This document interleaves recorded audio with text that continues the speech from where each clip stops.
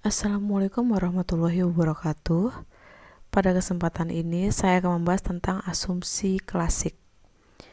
Untuk mendapatkan nilai taksiran parameter, model regresi linear dapat diestimasi dengan metode ordinary least square atau OLS. Perlu dipahami sih bahwa meskipun estimasi menggunakan metode OLS, telah melalui prosedur yang sesuai dengan kaidah yang dipersyaratkan dalam metodologi ekonometrika. Namun, seringkali kita mendapatkan nilai-nilai taksiran tidak seperti yang diharapkan. Oleh karena itu, supaya diperoleh nilai taksiran parameter yang sesuai dengan nilai sebenarnya, maka hasil estimasi menggunakan OLS perlu diuji asumsi klasik. Nah, di sini asumsi klasik merupakan suatu pernyataan yang harus dipenuhi pada model regresi yang menggunakan metode estimasi OLS, supaya menghasilkan karakteristik tidak bias, konsisten, dan efisien. Seperti yang kita bahas sebelumnya, kalau disingkat jadi BLUE, Best Linear Unbiased Estimator. Konsep BLUE itu selanjutnya dikenal dengan namanya Gauss-Markov Theorem, yaitu yang pertama best, BLUE, best itu maksudnya hasil regresi menghasilkan suatu garis regresi dengan nilai error yang terkecil. L, linear. Linear dalam model ekonometrika berarti bahwa model adalah model linear dalam parameter. Terus U dan E-nya itu adalah unbiased atau tidak bias. Suatu estimator dikatakan unbiased jika nilai harapan dari estimator beta memiliki nilai yang benar atau mendekati nilai aktualnya. Artinya nilai rata-rata beta estimated itu sama aja dengan beta aktual, dan dikatakan bias apabila rata-rata beta estimated itu tidak sama dengan beta aktual. Nah, selisihnya tersebut dikatakan dengan bias. Konsep asumsi klasik. Pada model regresi dengan metode LS, asumsi yang harus dipenuhi mengacu pada Gauss-Markov Theorem atau the Gaussian Theorem dan sering dikenal dengan Classical Linear Regression Model atau CLRM, yang meliputi beberapa asumsi. Yang pertama, asumsi hubungan antara variabel bebas dengan variabel terikat bersifat linear. Linear dalam ekonometrika berarti linear dalam parameter, berbeda dengan matematika ya, yang memaknai linear dalam variabel.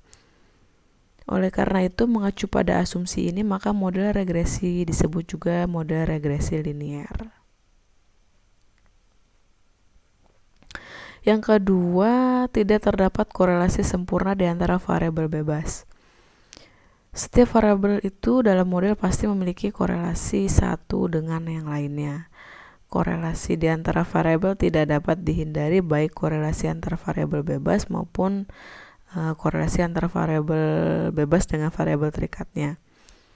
Jika korelasi antara variabel bebas diharapkan bernilai rendah atau R-nya kurang dari 1, sedangkan sebaliknya, jika korelasi yang variabel bebas dengan variabel terikat diharapkan bernilai tinggi.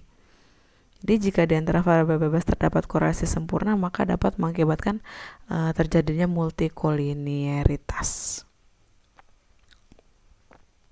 Selanjutnya, asumsi yang ketiga, pada penyampelan yang berulang akan diperoleh nilai taksiran parameter yang tetap.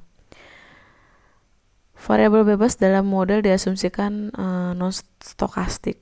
Artinya jika dilakukan penambahan jumlah sampel, maka hasil estimasi tidak akan mengubah nilai taksiran parameter. Justru nilai taksiran parameter akan semakin lebih baik seiring dengan meningkatnya jumlah sampel. Yang keempat, asumsi yang keempat itu nilai harapan dari disturbance term atau error termnya adalah bernilai 0.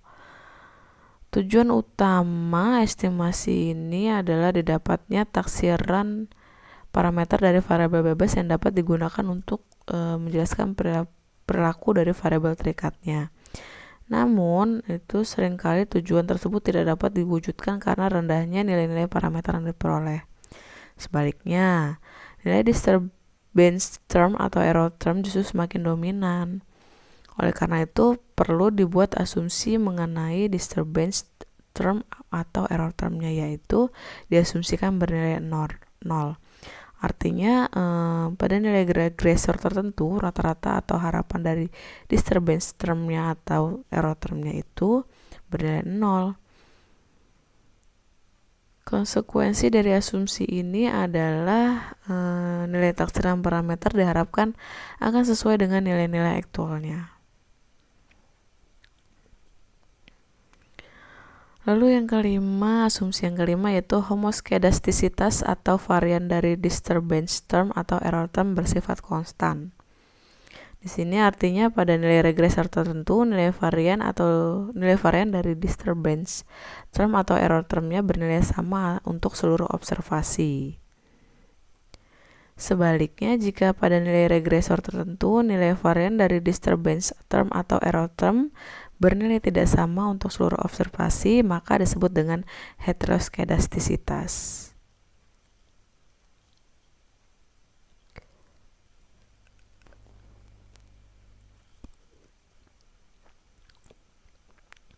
Asumsi yang keenam, tidak terdapat korelasi antar disturbance term atau error term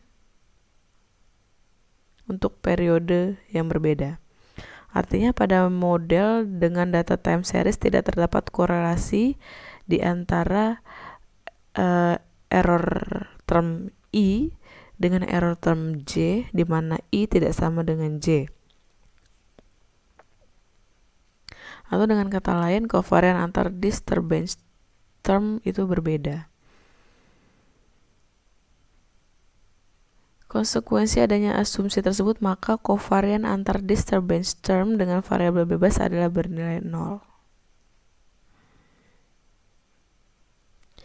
Asumsi yang ketujuh, jumlah observasi atau sampel yang digunakan dalam model harus lebih besar dibandingkan dengan jumlah parameter koefisien dalam model.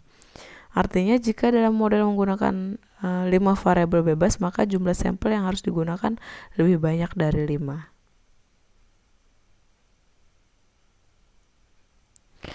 Asumsi yang ke-8 itu terdapat variabilitas dalam data pada variabel bebas. Misal, X1 memiliki nilai yang berbeda atau memiliki variasi. Adanya variasi ini itu sebagai konsekuensi dari metode pengambilan data dalam metode kuantitatif yang bersifat random. Nah, metode random tersebut memungkinkan terdapatnya data-data yang berbeda satu sama lainnya atau terdapat variasi. Selanjutnya, yang terakhir, asumsi yang ke-9, model memiliki bentuk fungsional yang benar. Untuk mendapatkan bentuk fungsional yang benar, si Gujarati itu menjelaskan mengenai 8 tahap membentuk model ekonometrika. Nah, itu sudah dibahas sebelumnya ya pada pembahasan sebelumnya. Jadi, jika seorang peneliti mengikuti ke-8 tahap tersebut dalam pembentukan model, maka bentuk fungsional model yang dihasilkan dapat menjadi benar.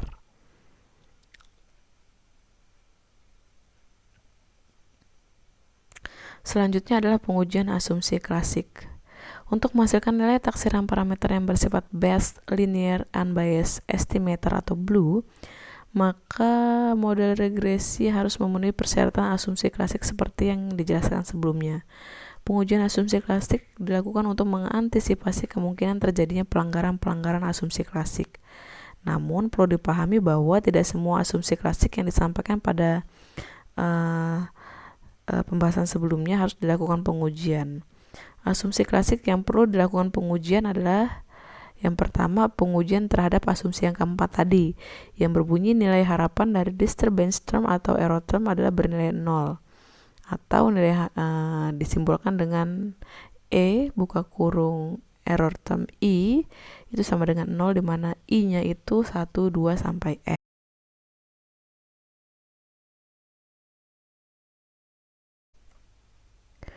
Model ekonometrika dengan menggunakan pendekatan non-deterministik berarti bahwa terdapat komponen pengganggu error pada setiap model regresi. Supaya hasil prediksi variabel bebas terhadap variabel terikat tepat, maka harus dapat diasumsikan bahwa peran dari komponen pengganggu adalah tidak ada atau bernilai nol. Namun disadari bahwa asumsi ini akan sulit terpenuhi mengingat komponen pengganggu itu terdiri dari berbagai hal yang tidak tercakup dalam model.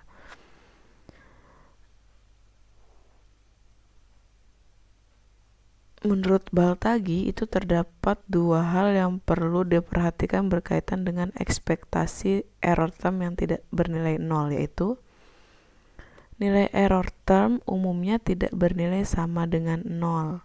Sedangkan dalam asumsi keempat menyatakan harus bernilai nol. Nah, pada kasus ini kalau kita mengurangkan nilai mu dari seperangkat error sehingga menghasilkan error term yang baru, yaitu error sama dengan error i dikurang mu yang mempunyai nilai ekspektasi zero min serta semua asumsi yang melekat pada seperangkat error i. Sehingga bisa didapat modelnya adalah yi sama dengan alpha ditambah beta xi ditambah error i, di mana alpha bintang ya, itu adalah alpha ditambah mu.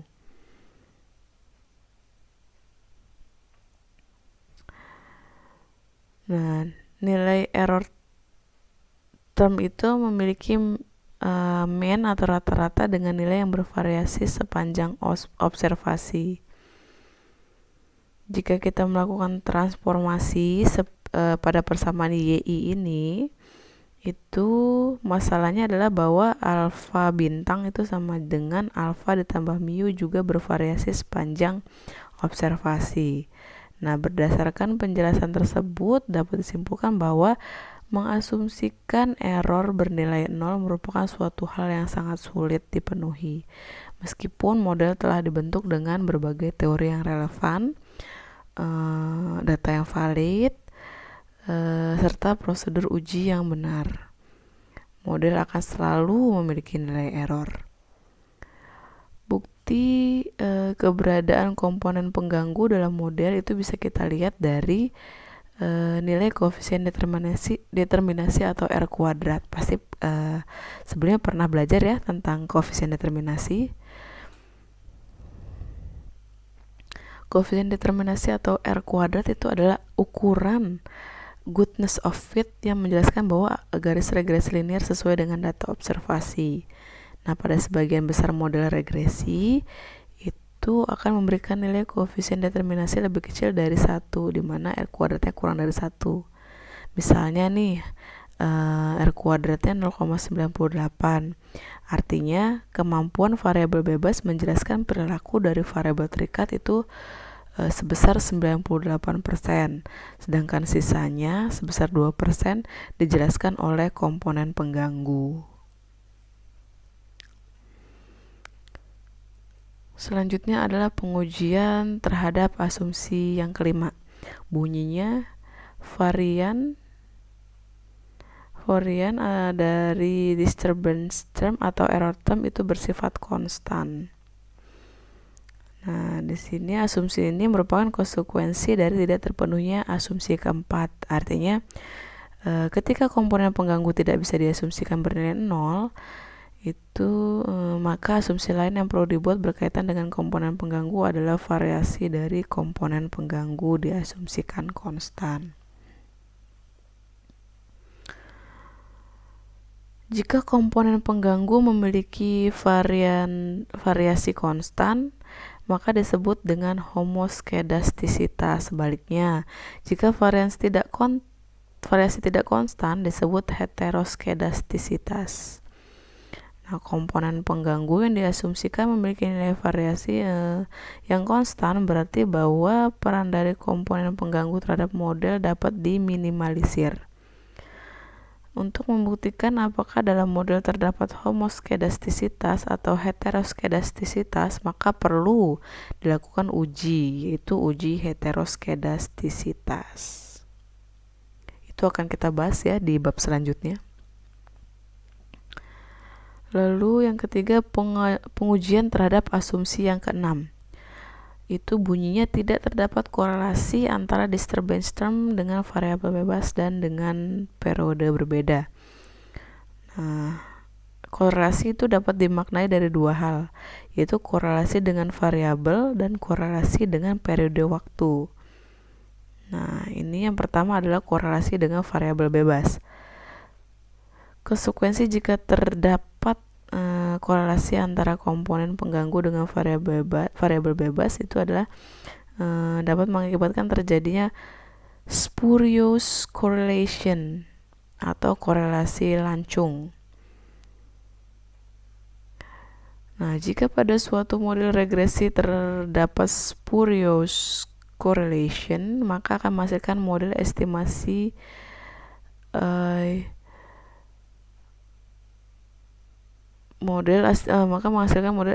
yang mengalami spurious regression atau regresi lancung. Nah, keberadaan spurious correlation ini yang membuat nilai taksiran menjadi bias. Jika dalam suatu model terdapat korelasi di antara variabel bebas dengan komponen pengganggu, maka terdapat pula kemungkinan terjadinya korelasi antara variabel bebas. Nah, adanya korelasi antara variabel bebas dapat dideteksi dengan melakukan pengujian multikolinearitas. Nah, ini juga akan dibahas pada bab selanjutnya. Selanjutnya ada korelasi dengan periode waktu berbeda. Nah, asumsi ini itu menjelaskan mengenai korelasi antar komponen pengganggu pada periode lainnya. Umumnya adanya korelasi antar komponen pengganggu biasanya disebut dengan serial korelasi. Jika data yang digunakan berupa data time series, yaitu data runtut waktu, maka kemungkinan terjadinya korelasi antar waktu dalam model regresi akan cukup besar. Nah, pengujian yang dapat dilakukan untuk membuktikan kebenaran dari korelasi antar komponen pengganggu itu menggunakan uji autokorelasi. Nah, ini juga akan dibahas pada bab selanjutnya. Lalu yang terakhir, pengujian terhadap asumsi yang ketujuh, itu jumlah observasi atau sampel yang digunakan dalam model harus lebih besar dibandingkan dengan jumlah parameter, yaitu koefisien dalam model. Nah, jika kondisi ini dipenuhi, maka model akan memiliki distribusi normal. Dalam suatu ekonometrika itu yang menggunakan jenis data kuantitatif ya, baik data skala interval atau data skala rasio, itu umumnya model diasumsikan berdistribusi normal. Oleh karena itu, beberapa peneliti terkadang dapat mengabaikan keberadaan kenormalan model ketika jenis data yang digunakan adalah data kuantitatif. Namun demikian, jika pengujian kenormalan model dilakukan, itu bisa dideteksi itu menggunakan uji normalitas. Nah, berdasarkan penjelasan mengenai pengujian kemungkinan terjadinya pelanggaran asumsi klasik dalam model ekonometrika, jadi terdapat 3 hal uji yang perlu dilakukan supaya estimasi itu menggunakan metode ALS ya, supaya menghasilkan nilai parameter yang sahih, yang benar. Nah, ketiga uji tersebut adalah uji multikolinearitas, uji autokorelasi, dan uji homoskedastisitas. Oke, demikianlah pembahasan mengenai asumsi klasik. Saya akhiri. Assalamualaikum warahmatullahi wabarakatuh.